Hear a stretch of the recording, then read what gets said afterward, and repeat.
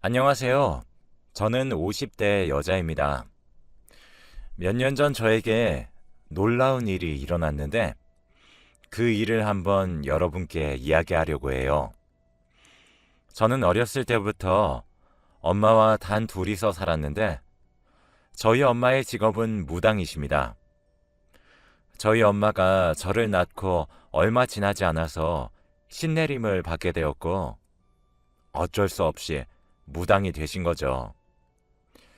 저희 아빠는 엄마가 괴물이라며 도망쳤고 엄마 혼자서 저를 힘들게 키우셨어요. 지금은 아빠 얼굴도 기억이 나지 않습니다. 물론 연락도 하지 않고요. 무당이라는 직업이 옛날에는 귀신을 본다며 괴물 취급을 받다 보니 어렸을 적에는 저희 엄마의 직업을 숨기고 다녔어요. 다들 저희 엄마가 무당이라고 하면 저까지 괴물로 볼 것 같았거든요. 엄마도 그런 제 행동을 이해했는지 운동회나 학부모 참관 수업을 하면 전혀 참석하지 않으셨습니다. 그래도 성인이 되니까 조금은 엄마가 그런 일을 한다는 것에 대해 부끄러움은 없어졌고 누군가 물어보면 선뜻 이야기하고는 했어요. 저는 평범한 회사를 다니면서 직장 생활을 하고 있었고 엄마는 사람들의 점을 봐주면서 일을 하고 있었습니다. 제 월급은 그렇게 많지도 적지도 않았고 저와 엄마가 살아갈 만큼의 적당한 월급이라 지극히 평범한 집안이었죠. 그런데 어느 날 친구가 갑자기 한 남자를 소개받을 생각이 없냐고 하더라고요. 저는 그 당시만 해도 돈을 버는 거에 급했고 얼른 엄마를 호강시켜드리고 싶다는 생각뿐이었기 때문에 괜찮다고 거절했지만 친구는 너 이 남자 잡으면 인생 한 번에 피는 거라니까. 완전 부자야, 부자. 라고 하는 거 있죠? 저는 부자라는 단어에 혹해서 그 남자를 소개받기로 했습니다. 처음에는 부자는 어떻게 살아갈까 궁금해서 호기심으로 시작된 만남이었지만 그 남자는 생각 외로 저와 가치관도 비슷했고 부자라고 해서 살아가는 방식이 크게 다르지는 않더라고요. 처음에는 대화를 나누고 옷도 그렇게 고급스러워 보이지 않아서 첫날은 그 사람이 얼마나 부자인지 가늠조차 하지 못했습니다. 친구가 일부러 거짓말을 한 줄 알았죠. 만남을 계속 이어가다가 알게 된 사실이 우선 그 남자는 아파트가 4채가 있었고 건물도 3개나 있었습니다. 그리고 자신이 취미로 운영하고 있는 카페가 전국적으로 5개나 있다고 하더라고요. 저는 입이 떡 벌어졌고 할 말을 잃었답니다. 그리고 저를 데리러 오는 차들이 매일 바뀌었어요. 그 사람의 재력에 너무 놀랐고 매번 바뀌는 명품 차에 도대체 차가 몇 대인지 궁금했죠. 다만 아쉬운 점은 그 사람과 저는 나이 차이가 9살이나 났습니다. 당시 28살이었던 저는 37살인 그가 너무 부담스러웠고 가볍게 만나고 싶었지만 그 사람은 그게 아닐까봐 걱정이 되더라고요. 그래도 결혼 걱정 때문에 나와 잘 맞는 사람을 내치는 건 아니라고 생각해서 우선 그 사람과 연애는 시작했고 대화도 잘 통하고 저에게 다정하게 잘 해주어서 행복한 연애를 했어요. 그런데 그 사람 집에 가게 되었는데 드레스룸에는 명품으로 가득 차 있더라고요. 저는 태어나서 한 번도 명품을 사본 적이 없는데 그 사람을 만나고 나서 명품백도 선물 받아보고 구두, 액세서리 등등 정말 많은 명품을 받았습니다. 저는 오랜만에 동창회도 나갔더니 친구들이 다들 제 남자친구의 이야기를 듣고는 부러워하더라고요. 동창회가 끝나고 집으로 돌아가려고 하는데 남자친구가 저를 데리러 왔습니다. 외제차를 끌고 멋진 슈트를 빼입고 왔는데 친구들이 하나같이 부러운 눈빛으로 쳐다보더라고요. 저도 여자다 보니 남들이 저를 부러워하니까 기분은 좋더군요. 저는 그때 이 남자와 결혼을 하게 되면 앞으로 돈 걱정 없이 살 수 있겠구나 싶었고, 엄마도 호강시켜주겠다는 제 목표도 한순간에 이룰 수 있을 것 같았어요. 그래서 저는 그날부터 오빠에게 결혼해달라고 매달렸고, 그도 찬성했습니다. 저희는 결혼을 하기로 약속하고 저희 엄마를 만나러 갔어요. 그런데 엄마는 오빠가 저희 집에 발을 딛자마자 물러섰거라 라고 하는 겁니다. 저는 너무 놀라서 엄마, 왜 그래? 나랑 결혼할 사람이야 라고 했더니 엄마는 절대 결혼은 안 된다고 했어요. 너 이 남자랑 결혼하면 인생 다 말아먹는다. 우리 집안에 폐만 끼칠 사람이야. 연애까지는 봐주겠지만 결혼하면 엄마 죽어버릴지도 몰라 라고 하더라고요. 저는 그때까지만 해도 저와 오빠의 나이 차이가 9살이나 나니까 제가 못 믿어서 그런 무서운 핑계까지 대며 제 결혼을 반대하는 줄 알았어요. 엄마, 말이 너무 심한 거 아니야? 솔직히 막말로 무당인 엄마를 가지고 있는 딸을 누가 만나주겠어? 오빠 같은 사람이 사위로 오면 감사합니다 하고 엎드려 절을 해도 모자랄 판에 우리 집안에 폐를 끼쳐? 당장 오빠한테 사과해. 뭐? 결혼은 절대 안 돼. 자네는 기가 안 좋아. 우리 딸 옆에서 물러섰거라 라고 하면서 오빠를 쫓아냈어요. 저는 오빠에게 미안하다고 연신 사과를 했고, 그때 오빠의 표정은 별로 좋지 않아 보였습니다. 엄마는 끝까지 오빠에게 소금까지 뿌려대면서 나가라고, 다시는 우리 딸 옆에 얼씬도 하지 말라고 소리쳤어요. 저는 그런 엄마가 너무나 미웠고, 어릴 때부터 지금까지 나한테 피해만 끼치는 엄마가 차라리 없어졌으면 좋겠다는 나쁜 생각까지 했죠. 그래도 오빠는 저를 꼭 안아주면서 난 괜찮아. 어머니가 저렇게 반대하시면 어쩔 수 없지 라고 하더라고요. 그런 오빠를 보니까 더 결혼에 대한 오기가 생겼고, 저는 그냥 오빠에게 엄마 의견은 필요 없어. 결혼은 우리가 하지 엄마가 해? 결혼식장에는 엄마 대행 쓰면 돼. 요즘 다 그렇게 해. 라고 하면서 엄마의 반대를 무시하고 결혼을 하기로 했답니다. 다행히 오빠의 어머니는 저를 반갑게 맞이해주면서 딸같이 대우해주니 차라리 이런 평범한 엄마 밑에서 살았으면 얼마나 좋았을까라는 생각도 했네요. 오빠의 아버지는 어렸을 적 돌아가셨다고 했습니다. 아무튼 저는 해외에서 오빠와 성대하게 결혼식을 올렸고, 당연히 엄마는 오시지 않았죠. 청첩장을 주려고 찾아갔지만 엄마는 너 엄마 죽이려고 작정했구나. 너 결혼하면 내가 죽어버린다고 했어, 안 했어? 너 내 딸 맞니? 당장 이 집에서 나가!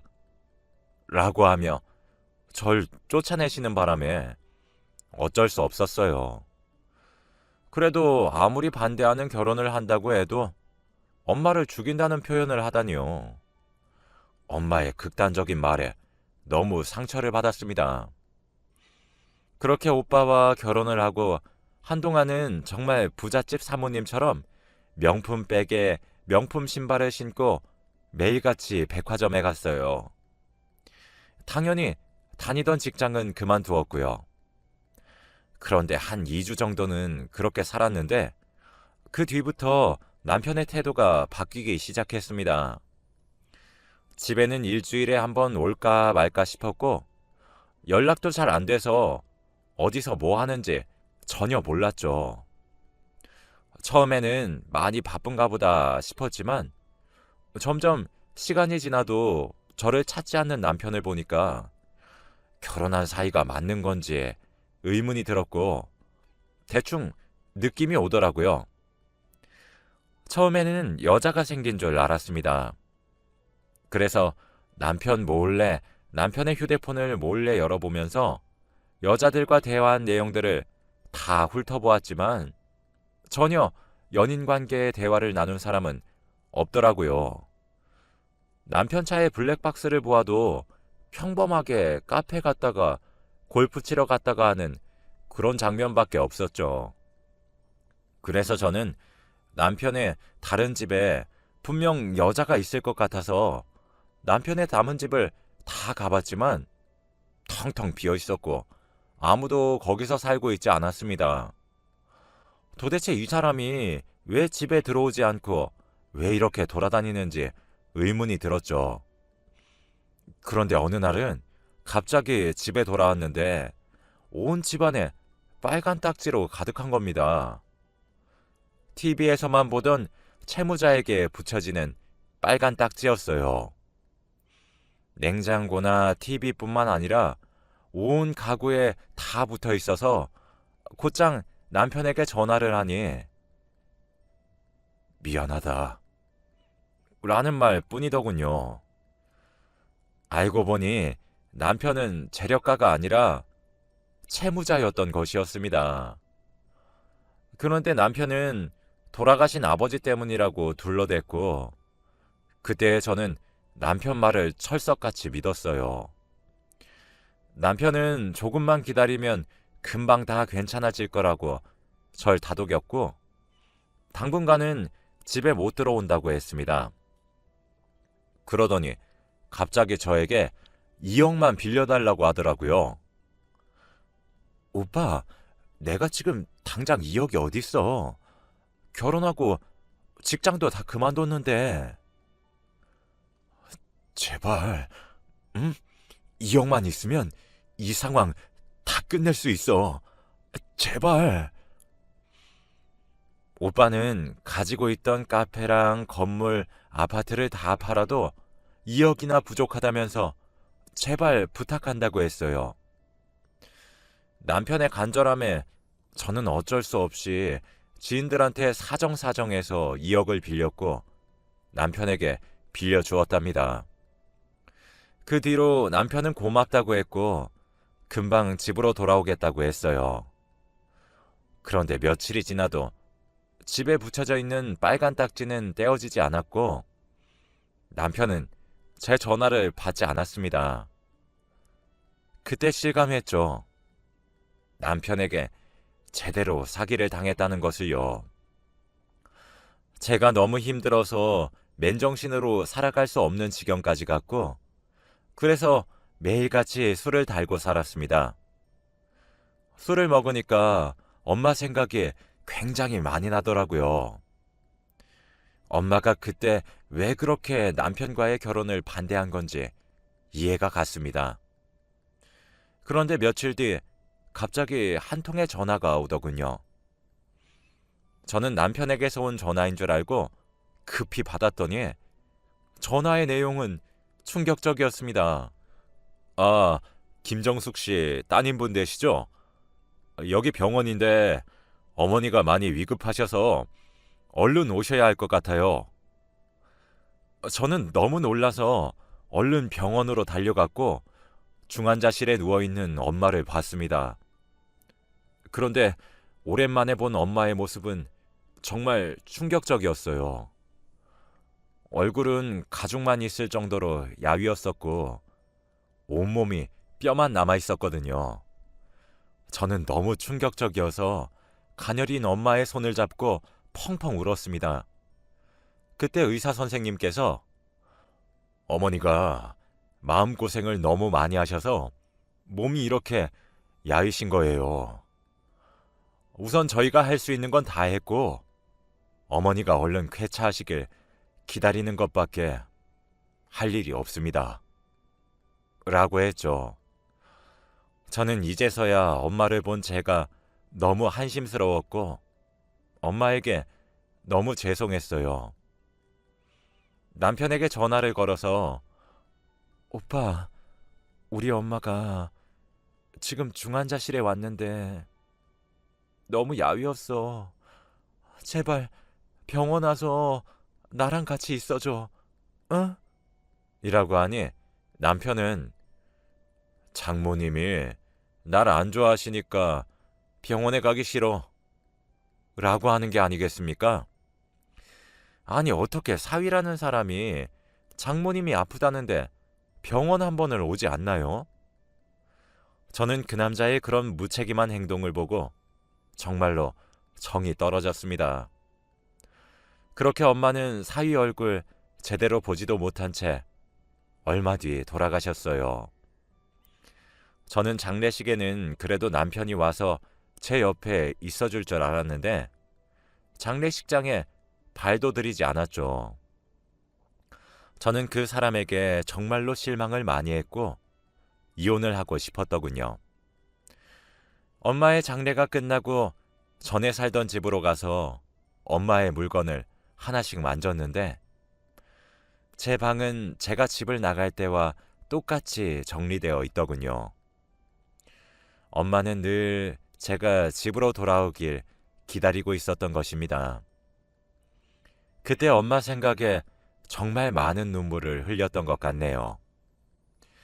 그리고 엄마가 일하는 곳은 자주 들어가 보지 않았는데 그곳에 들어가서 엄마가 일을 어떻게 해왔는지 보고 있었어요. 엄마의 손길을 느끼고 있을 때 서랍 속에서 편지 한 통을 발견했는데 봉투에 내 딸 서진이에게 라는 문구가 있었습니다. 엄마의 글씨체였고 저는 그 봉투를 열어서 안에 담긴 편지를 읽었는데 내용은 정말 충격적이었어요. 서진아, 엄마야. 지금 이 편지를 읽고 있을 때쯤이면 엄마가 많이 야위어서 세상을 떠나고 우리 딸이 엄마 일했던 곳을 보러 방에 들어왔던 거겠지? 서진아, 엄마가 열심히 네 남편의 악행을 막기 위해서 노력했지만 내 기만 잔뜩 빼앗겼어. 그 사람은 도저히 막을 수 없겠더라.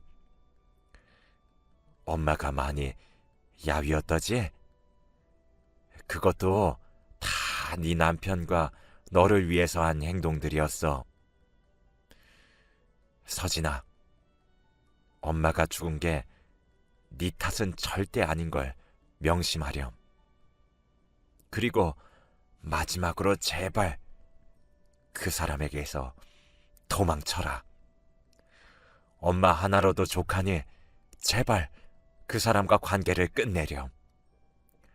엄마가 최선을 다해서 너에게 아무 피해도 가지 않게 해놨긴 했지만 그 사람의 기가 워낙 세서 혹시 몰라.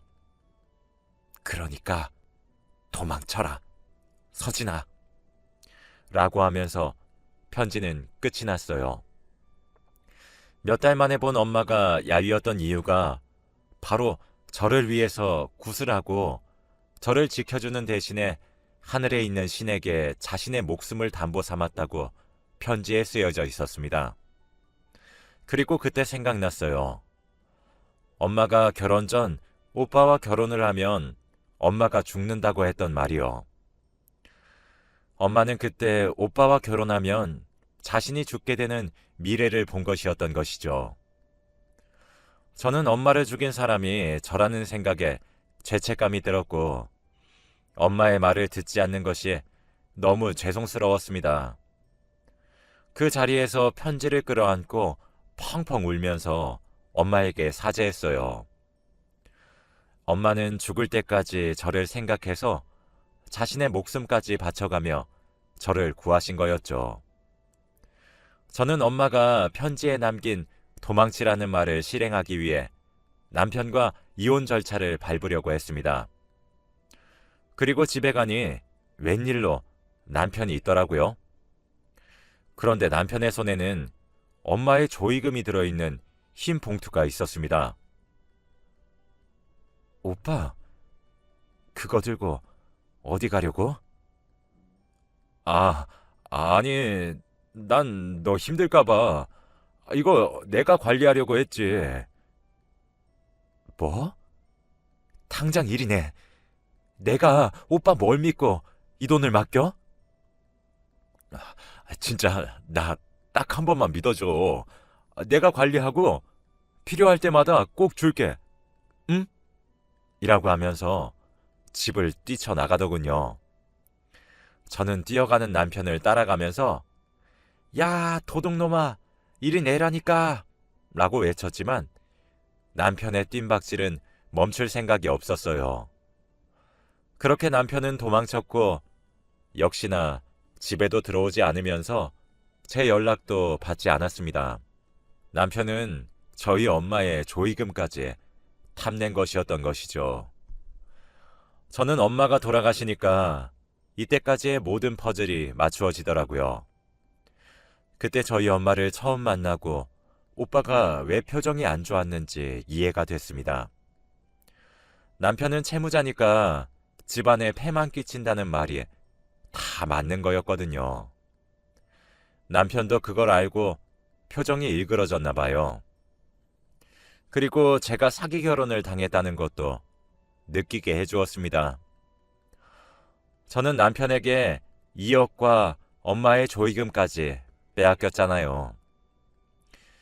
바로 이혼 소송을 진행했어요.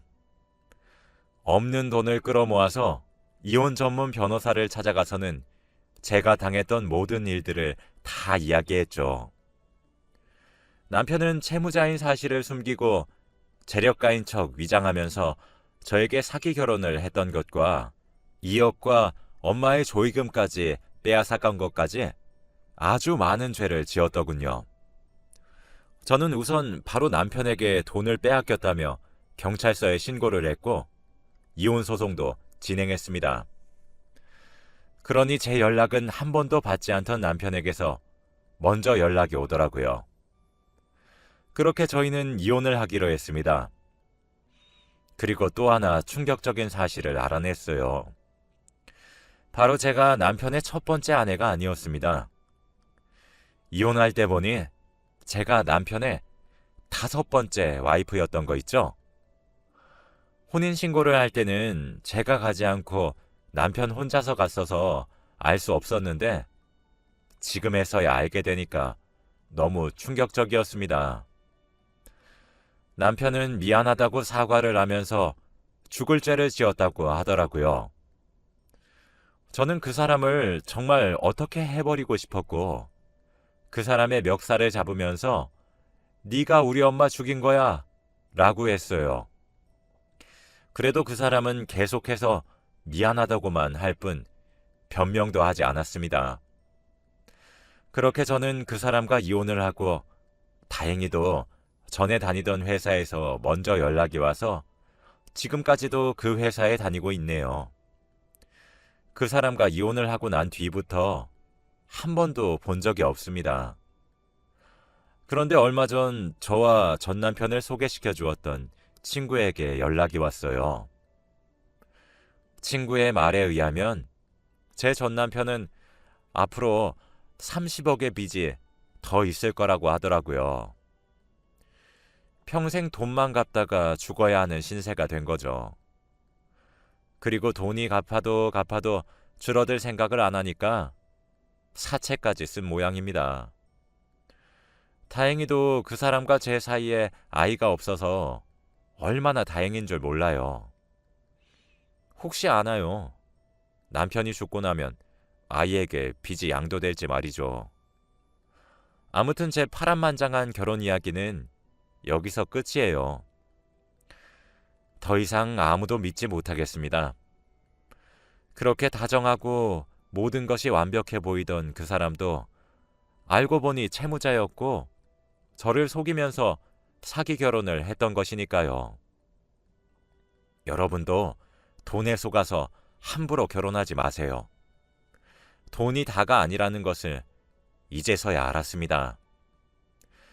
곧 엄마의 기일이 다가오는데 항상 이맘때쯤이면 엄마가 꿈에 나와서 늘 저에게 딸, 네 탓 아니야. 엄마 괜찮아. 라는 말을 하고 사라지십니다. 아직까지도 엄마를 죽게 만든 것이 제 잘못 같아요. 늘 사죄하는 마음으로 살겠습니다. 제 이야기는 여기까지이고 들어주셔서